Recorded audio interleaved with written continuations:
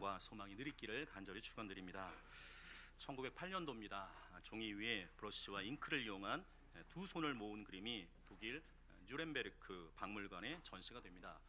지금 자막으로 좀 보이는 그림이 있는데 500년 넘게 독일 미술계에서 위대한 작품 중에 하나로 손꼽히는 작품입니다. 저 작품 이름은 알프레이트 듀러의 기도하는 손이라는 작품입니다. 저 그림을 보면 마음이 겸허해집니다. 저 그림에는 감동적인 사연이 하나가 있습니다. 1490년대 젊은 화가인 그 듀러와 프란츠 나이스타인이라는 두 절친한 친구가 있었습니다. 이 두 사람은 너무 가난했기 때문에 이 생계를 위해서 그 일을 하면서 이 틈나는 대로 이 그림을 그리게 됩니다.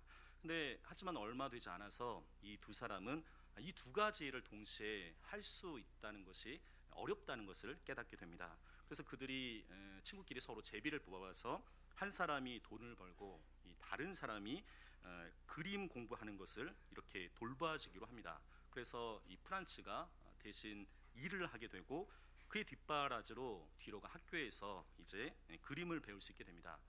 이 듀러는 유명한 화가 밑에서 공부를 하게 되고 나중에 그 학교를 졸업한 다음에 유명한 화가가 되고 또한 돈을 많이 벌게 됩니다. 그 뒤에는 프란츠라는 친구의 헌신적인 노력이 있었던 거죠. 이제 역할을 바꿔서 이 듀러는 프란츠를 미술학교에 보내려고 합니다. 근데 이 프란츠가 친구를 위해서 너무 오랫동안 희생을 하는 거예요. 이 험한 육체 노동을 했기에 이제 손이 너무 굳어져서 더 이상 그림을 그릴 수 없는 상태가 됩니다. 프란츠의 마음이 얼마나 아팠겠어요. 그러나 그 아픈 마음에도 불구하고 이 친구를 위해서 계속적으로 헌신한 거죠. 그는 그의 꿈을 포기하고 맙니다.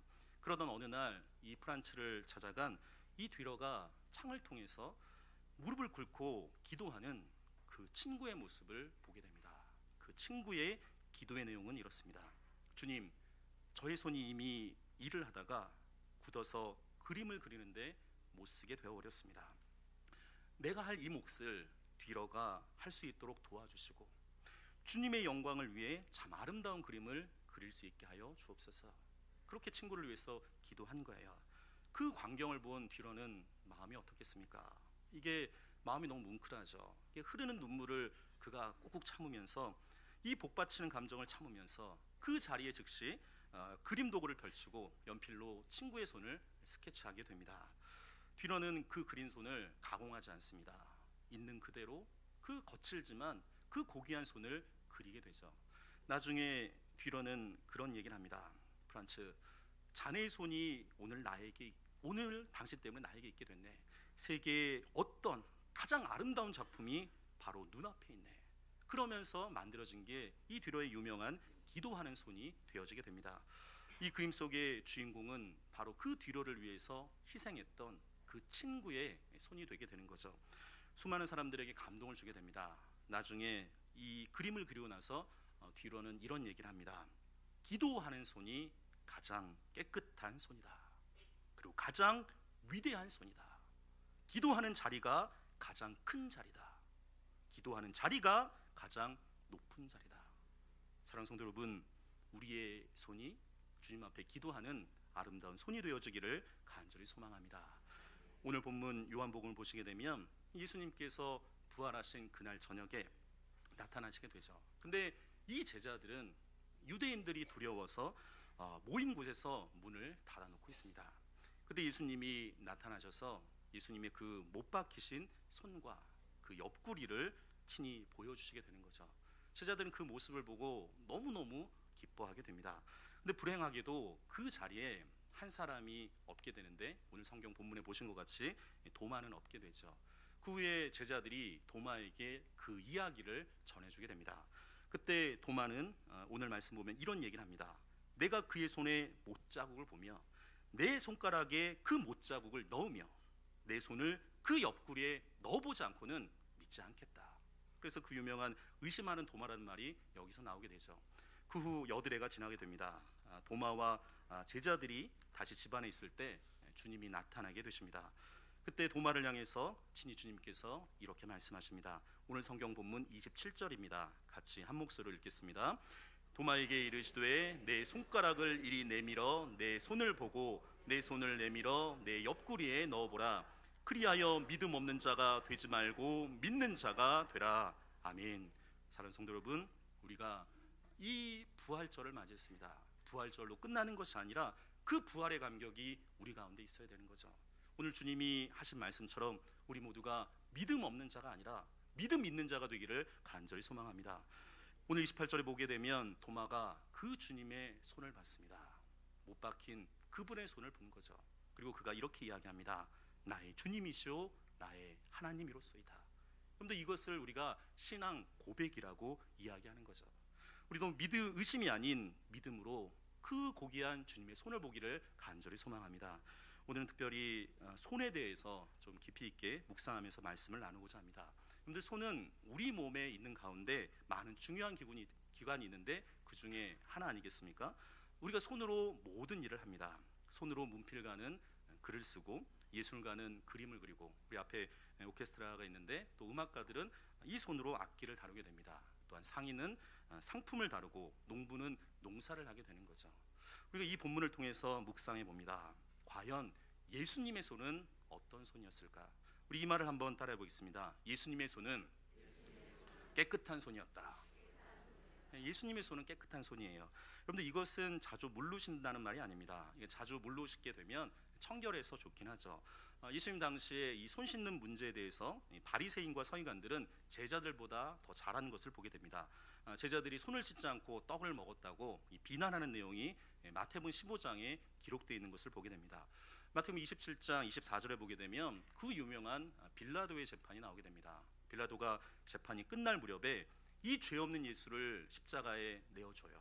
그리고 나서 대야에다 물을 떠오라고 이야기합니다. 그리고 손을 씻어요. 그러면서 이렇게 이야기합니다. 이 사람의 피에 대하여 나는 무죄하다. 그렇게 이야기하죠. 그런데 물로 손을 씻었다고 이 빌라도의 손이 깨끗해진 것입니까? 그냥 그 손은 더러운 손으로 남아 있는 거죠. 사실은 거기에 무죄한 피가 묻어 있는 것 아니겠습니까? 그런데 손은 마음의 실행 기관이에요. 내가 이 마음에 선한 마음을 갖게 되면 이 손은 선한 일을 하게 되죠. 그러나 우리의 마음에 악한 마음을 갖게 되면 이 손은 악한 일을 하게 되는 것을 보게 됩니다. 사도행전 12장 1절과 2절에 보면 이런 말씀이 있습니다. 그때 헤롯 왕이 손을 들어 교회 중에 몇 사람을 해하려 하여 요한의 형제 야고보를 칼로 죽이니. 이 헤롯이 손을 들어서 요한의 형제 야고보를 칼로 죽이는 것을 보게 됩니다. 많은 사람들이 손으로 죄를 짓습니다. 손으로 남의 것을 훔칩니다. 손으로 뇌물을 주고 손으로 뇌물을 받기도 합니다. 손으로 거짓 글을 쓰기도 합니다. 이 손으로 거짓 도장을 찍기도 하죠. 이 손으로 사람을 때리기도 합니다.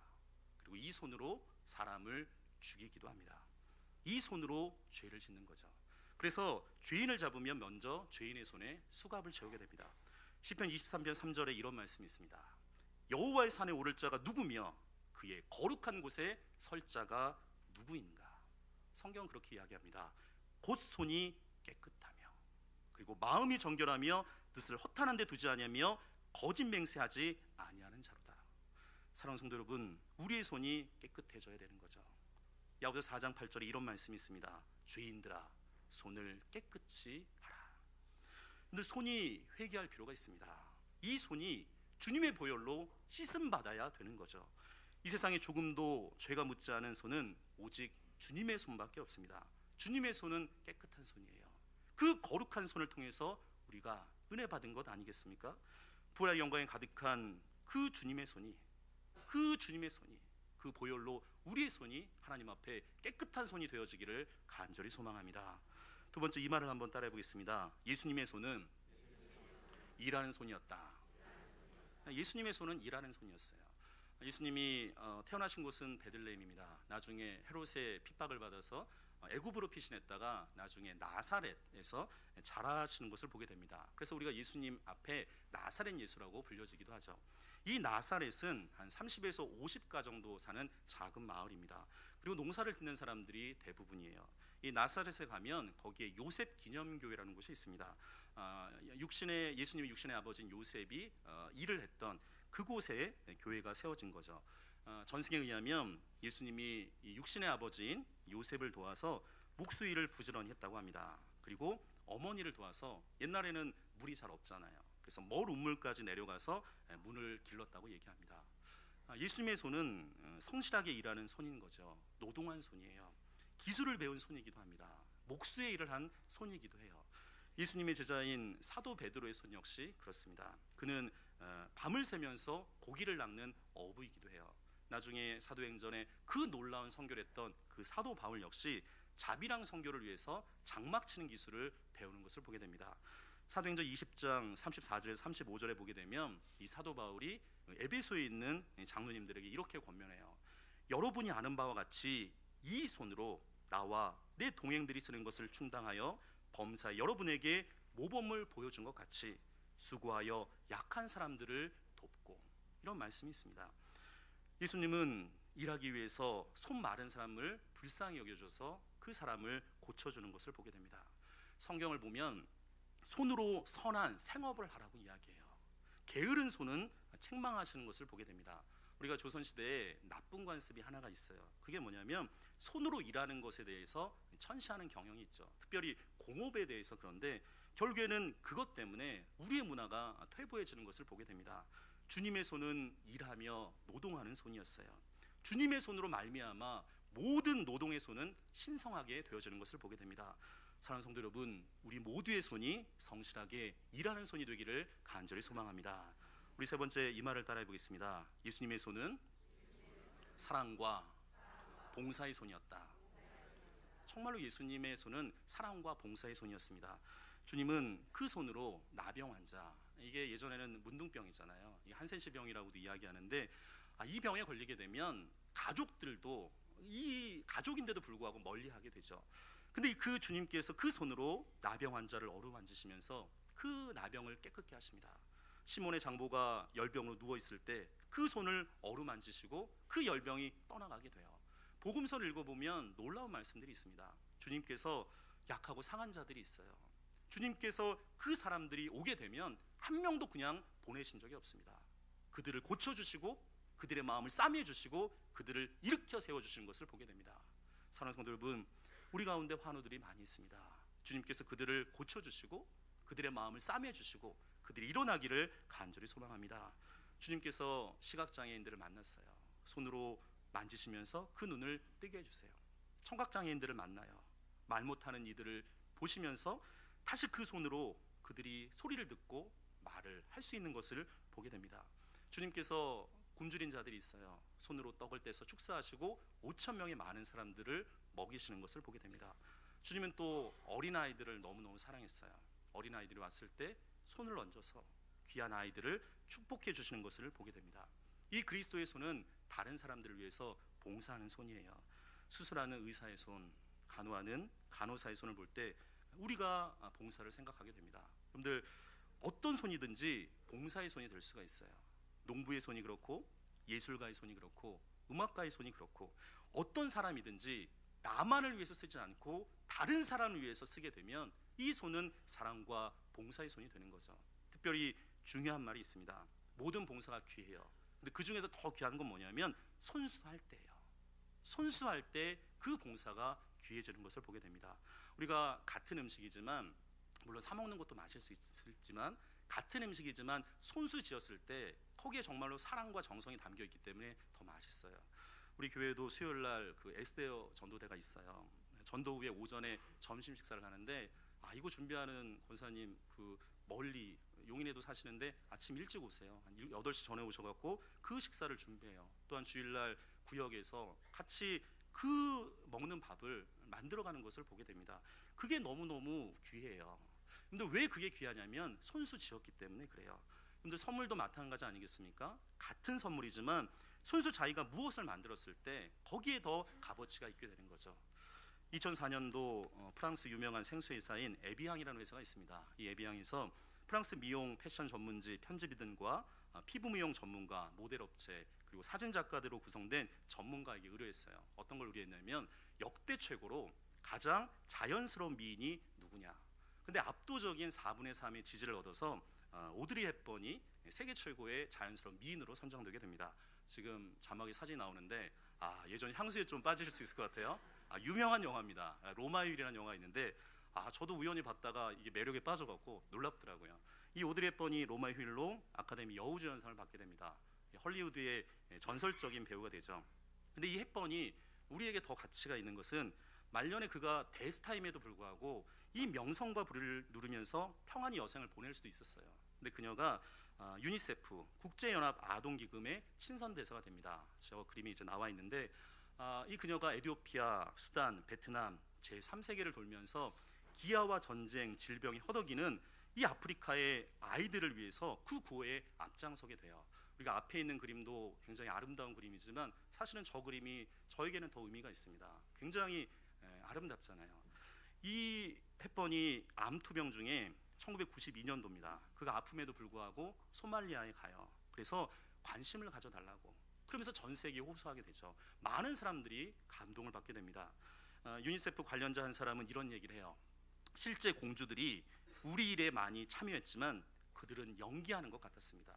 그러나 헵번은 공주 역을 한 배우지만 정말 연기가 아니라 실제로 우리의 일을 했습니다. 감동적인 말이죠. 헵번이 아이들에게 보낸 마지막 크리스마스 카드가 있는데 거기에 미국 작가인 샘 레벤슨이라는 사람이 쓴 세월이 일러주는 아름다운 비결이라는 시가 있습니다. 그 시를 한번 제가 읽어드리겠습니다. 자막에도 나와 있는데 한번 깊이 있게 생각해 보실 필요가 있습니다. 아름다운 입술을 가지고 싶으면 친절한 말을 하라. 사랑스러운 눈길을 갖고 싶으면 사람들에게서 좋은 점을 보라. 날씬한 몸매를 갖고 싶으면 너의 음식을 배고픈 사람과 나누어라. 아름다운 머리카락을 갖고 싶으면 하루에 한 번 어린아이가 손가락으로 너희 머리카락을 쓰다듬게 하라. 아름다운 자세를 갖고 싶다면 결코 당신 혼자 걷고 있지 않음을 명심하라. 사람들은 상처로부터 회복되어야 하고 낡은 것으로부터 새로워져야 하고 병으로부터 회복되어야 하고 무지로부터 교화되어야 하고 고통으로부터 구원받고 또 구원받아야 한다. 결코 누구도 버려져서는 안 된다. 그 다음을 잘 보시기 바랍니다. 기억하라. 만일 내가 도움을 주는 손이 필요하다면 너의 팔끝에 있는 손을 이용하면 된다. 당신이 더 나이가 들면 손이 두 개라는 것을 발견하게 될 것이다. 한 손은 자기를 돕는 손이고 한 손은 다른 사람을 돕는 손이다. 사랑하는 성도 여러분, 우리도 예수님처럼 우리의 손이 사랑과 봉사의 손이 되기를 간절히 소망합니다. 우리 넷째 이 말을 따라해 보겠습니다. 예수님의 손은 구원의 손이다. 예수님의 손은 구원의 손이죠. 도마가 예수 그리스도의 그 못자국 난 손을 보게 됩니다. 그 손은 우리의 죄를 위해서 상처를 입은 손이 되죠. 여러분도 우리가 이 손을 바라볼 필요가 있습니다. 도마가 이 손을 바라보고 그 못자국을 보고 주님 앞에 무릎 꿇어요. 그리고 이렇게 고백하지 않습니까? 나의 주님이시오 나의 하나님이십니다. 사랑하는 성도 여러분, 오늘 예배에 성령 하나님께서 주님의 이 흘리신 손을 바라보고 내가 주님의 자녀임을 깊이 있게 생각하는 하나님의 사람들이 되기를 간절히 소망합니다. 예전에 최홍종이라는 분이 있었습니다. 이 사람은 예수 믿기 전에 왈패였어요. 우리말로 이야기하면 깡패죠. 1904년도에 광주에 선교사님들이 오게 됩니다. 한국 장로교회는 4개 선교부가 연합으로 만들어지게 되는데 미국 북장로회, 미국 남장로회, 캐나다 장로회, 호주 장로회 이 4개의 장로가 연합을 해서 한국 장로회가 형성하게 되고 이 선교사님들이 들어올 때는 선교 기지를 만들게 돼요. 그래서 보통 대도시를 중심으로 만들게 되는데 1904년도에 양림동에 이제 광주로 선교 기지가 만들어지게 됩니다. 이 사람이 그 처음에는 그 선교사들이 오게 되니까 호기심을 갖게 돼요. 그리고 저기에 가면 뭔가 이득을 얻을 수 있지 않을까? 저기 가면 영어도 배우고 내가 돈도 벌 수 있고 출세하지 않을까? 그러니까 그 순수한 목적으로 이 선교사님하고 만난 게 아니죠. 그러면서 몇 년 동안 같이 생활을 하게 됩니다. 1909년도에 이 광주를 그 선교 개척한 오엔 선교사님이라는 분이 있는데 이분이 선교하던 중에 폐렴에 걸리게 돼요. 이 소식을 듣고 목포에 있던 의료 선교사인 이 포사이드 선교사님한테 이야기를 하게 되죠. 그래서 이 포사이드 선교사님이 광주로 내려오게 됩니다. 그래서 이 선교사님이 이 최홍종 씨한테 영산포까지 이분을 좀 마중 나가 달라고 이야기해요. 이 사람이 이 포사이드 선교사를 만나서 이제 광주로 가게 됩니다. 근데 사건은 거기에서부터 시작이 돼요. 이 포사이드 선교사님과 최홍종이 갈 때 이 길거리에 거린이 있었어요. 근데 자세히 보니까 여자예요. 근데 더 자세히 봤더니 이 사람은 문둥병 환자인 거예요. 이 문둥병 환자는 사람들이 쳐다보지도 않죠. 근데 이 최용정 씨가 놀라운 것을 발견하게 됩니다. 이 포사이드 선교사님이 그냥 가서 이 사람을 안아갖고 말에다, 본인이 타고 온 말에다가 앉히는 거예요. 그리고 터벅터벅 걸어가게 됩니다. 그것을 최용정 씨가 보고 예수님이 그 잡히셨을 때 베드로가 멀찍이 바라본 것처럼 그것을 멀찍이 바라보게 돼요. 나중에 광주에 와서 그 선교부 병원에다 입원하려고 하는데 먼저 있던 그 환자들이 격렬하게 항의를 해요. 같은 민족인데도 불구하고 격렬하게 항의합니다. 저 문둥이를 어떻게 우리와 같이 입원을 시킬 수 있겠느냐, 격렬히 항의해요. 그래서 결국에는 병원에 입원시키지 못하고 가마굴로 이동하게 됩니다. 이 포사이드 선교사님이 직접 환자를 안아서 옮겼어요. 그때 역시 이 최용정 씨가 멀찍이서 이것을 바라볼 뿐이었죠. 그때 이 환자를 옮기던 중에 환자가 갖고 있던 이 지팡이가 떨어져요. 그때 이 포사이드 선교사님이 두 손으로 환자를 안고 있으니까 이렇게 이야기해요. 미스터 최, 그 지팡이 좀 잡아 주십시오. 근데 이 최용정 씨가 그걸 못 잡아요. 왜냐면 혹시나 이 문둥병 이거 걸릴까봐 못 잡는 거예요. 미스터 최, 잡아도 괜찮습니다. 어서 잡아서 주십시오. 근데 몸이 굳어서 그것을 잡지 못해요. 그가 그날 밤에 잠을 자지 못합니다. 왜 그는 하는데 나는 하지 못하였을까? 내 동족인데 나는 피해 도망쳤는데 어떻게 그는 자기 자식을 대하듯이 안 할 수 있었을까? 그와 나 사이에는 무엇이 다른가? 그가 고민이 깊어지게 됩니다. 그 고민이 계속적으로 깊어졌을 때 마지막에 답을 하나 찾게 돼요. 그는 그렇게 고백합니다. 그렇다. 믿음의 차이다. 예수를 믿는다는 건 그렇게 사는 것이다. 나도 그렇게 살아야겠다. 이분이 나중에 한국 최초로 나병 전문 요양원인 광주 나병원, 지금으로 보면 굉장히 유명한 여수애양원, 그것이 이렇게 출발되어지게 됩니다. 나중에 그는 그 나병 환자의 지팡이를 잡지 못했던 그 손이 예수를 진실로 믿음으로 인해서 나병 환자의 아버지가 되어지게 돼요. 이분은 광주 최초의 장로님이자 광주 최초의 목사님이 돼요. 1919년 3월 1일 날 만세운동 있을 때 옥고를 치르기도 합니다. 이분이 별세했을 때 전국의 나병 환자들, 결핵 환자들, 거린 수백 명이 와서 이렇게 이야기해요. 아버지가 가시면 누가 우리를 보호해 줍니까? 그렇게 울면서 상어를 끌려갔다는 놀라운 이야기가 전해지고 있습니다. 사랑하는 성도 여러분, 우리의 손이 구원의 손이 되기를 간절히 소망합니다. 말씀을 좀 정리하고자 합니다. 사랑하는 성도 여러분, 오늘날 세상에 우리는 주의 손을 어떻게 보여줄 수 있겠습니까? 주를 믿는 우리의 손을 이 세상 사람들에게 주님의 손을 보여주는 수밖에 없죠. 사랑하는 성도 여러분, 여러분의 손을 한번 바라보십시오. 우리의 손은 깨끗합니까? 우리의 손은 과연 부지런히 일하는 손입니까? 우리의 손은 과연 봉사하는 손입니까? 다른 사람을 봉사하고 구원하기 위해서 우리 손에 상처를 입은 적이 있으십니까? 여러분, 다른 사람들을 위해서 희생의 자치가 있으십니까? 한국 사회가 이 주님의 손을 기대하고 있습니다. 이 부패한 사회가 이 깨끗한 그리스도의 손을 바라보고 있습니다. 이 황폐한 이 땅에 일하는 손을 요구하고 있습니다. 빈곤과 기근에 주니는 사람들이 봉사의 손을 바라보고 있습니다. 죄악이 휩쓸려 멸망으로 휩쓸려 들어가는 많은 생명들이 피를 흘리는 구원의 손을 바라보기를 소망합니다. 우리는 주님의 손을 보여줄 의미가 있습니다. 그렇기 때문에 우리의 손이 주님께 올려져야 되는 거죠. 오늘 설교 제목처럼 주님 우리에게 이렇게 말씀하십니다. 내 손을 내게 달라. 내 손을 내게 달라. 사랑하는 성도 여러분, 우리의 손을 주님께 바치셨습니까? 우리의 손이 온전히 회개했습니까? 부활절 이 주간에 우리의 손을 주님 앞에 올려드리기를 간절히 소망합니다. 기도하는 손, 다른 사람을 축복하는 손, 다른 사람을 안아주는 손, 그래서 많은 사람들에게 주님 앞에 의미 있는 아름다운 손이 되기를 간절히 소망합니다. 기도드리겠습니다. 우리의 생명이 되시는 하나님 아버지, 이제 우리의 영안을 열어주셔서 주님의 얼굴을 바라보며 피 흘리신 그 못 박히신 주님의 손을 바라볼 수 있도록 하여 주옵소서. 주님의 손은 깨끗하셨습니다. 우리의 손도 깨끗게 하여 주옵소서. 주님의 손은 부지런히 일한 손이었습니다. 우리도 부지런히 일할 수 있는 손을 가질 수 있게 하여 주옵소서. 주님의 손은 봉사의 손이었습니다.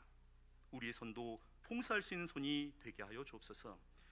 주님의 손은 우리를 위하여 피 흘리셨습니다. 우리도 우리 손에 상처가 날 때까지 주님께 봉사하고 이웃에게 사랑을 전할 수 있도록 이끌어 주옵소서. 세상 사람들에게 주님의 손을 보여주며 우리가 주의 손이 되게 하여 주옵소서. 예수 그리스도 이름으로 기도드리옵나이다. 아멘.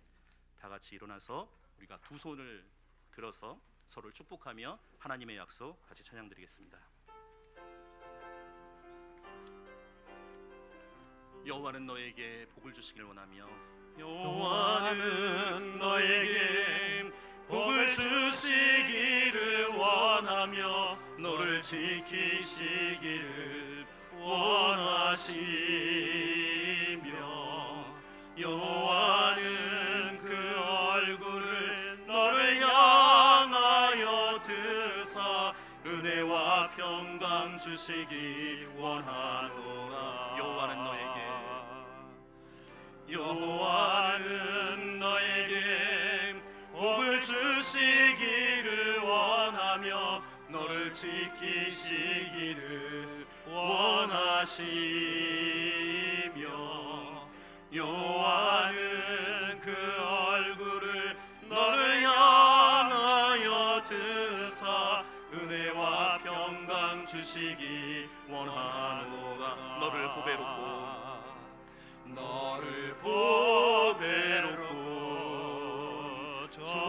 존귀하게 여기시는 하나님이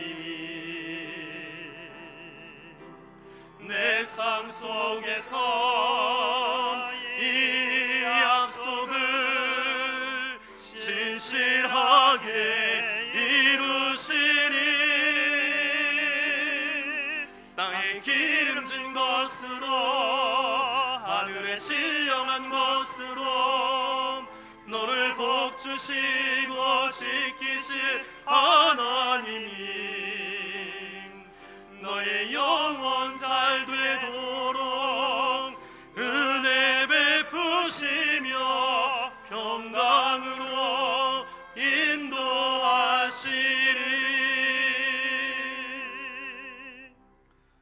사랑하는 성지교회 성도 여러분, 예수님의 손은 깨끗한 손이었습니다.